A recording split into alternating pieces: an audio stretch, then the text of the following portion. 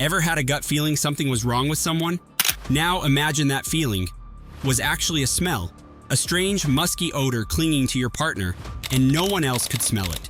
That's what happened to a woman in Scotland, and what she was smelling wasn't cologne, it was Parkinson's disease, before doctors could even diagnose it.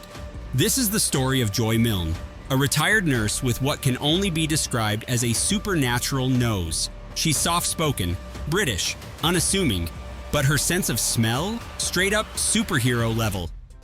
Joy's husband, Les, was a doctor. One day, she noticed he smelled different.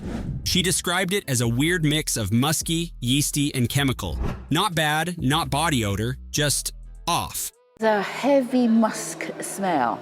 No, it's not like sweat, it's nothing like that. It is a completely distinct smell. She thought maybe it was age or stress, but then came the mood changes, fatigue, and slowness. Years later, Les was diagnosed with Parkinson's disease, and Joy thought that smell came first. Now, most people would leave it at that. But Joy, she went to a Parkinson's support group with Les, and immediately noticed everyone there smelled the same odd odor, like a signature. It wasn't in the room, it was on the people. She told doctors. Most laughed, except for one researcher at the University of Edinburgh who was like, wait, what if this is real? So they tested her. 6 shirts, worn by people, half had Parkinson's, half didn't. Joy had to smell each one and tell who was sick. She got 11 out of 12 correct. Yes, more than 6 because one man hadn't been diagnosed yet, but was later. She literally smelled his future. This isn't magic, it's biochemistry. Your body constantly releases volatile organic compounds, VOCs, through your skin, sweat, and breath. Certain diseases change these compounds in subtle ways, like a chemical whisper. And Joy's brain was tuned in.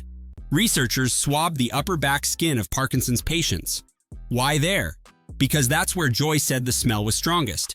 They identified distinctive chemical markers, specifically elevated levels of hippuric acid, icosane, and perylic aldehyde.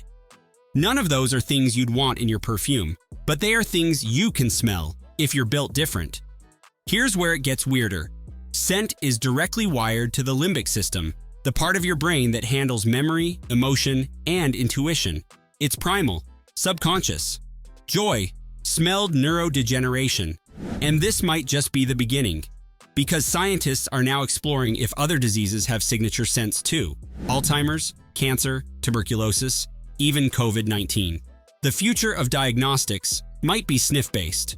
Sorry, stethoscope. Joy's story forces us to question a few things. What if your weird gut feelings are just untrained senses picking up real signals? How many subtle cues does your body leak every day without you realizing it? Could intuition just be fast subconscious pattern recognition? We think humans are disconnected from nature, but Joy is proof that some of us still have animal-level perception, just buried beneath Wi-Fi and deodorant. The nose knows, but who gets to use that knowledge? Joy's ability launched a new frontier of Parkinson's research, and even though Les passed away in 2015, his condition and her nose might help detect the disease decades earlier for future patients. She's worked with chemists, neurologists, AI researchers, and yes, there's now a Parkinson's scent signature being developed into screening tools. So next time you smell something weird, don't shrug it off. It might just be your inner predator brain sniffing out the future. Want more eerie, real-life psychology that sounds made up? Subscribe to Wired Weird. Hit like, share this with someone who's too sensitive, and remember, your senses are smarter than you know if you just stop ignoring them.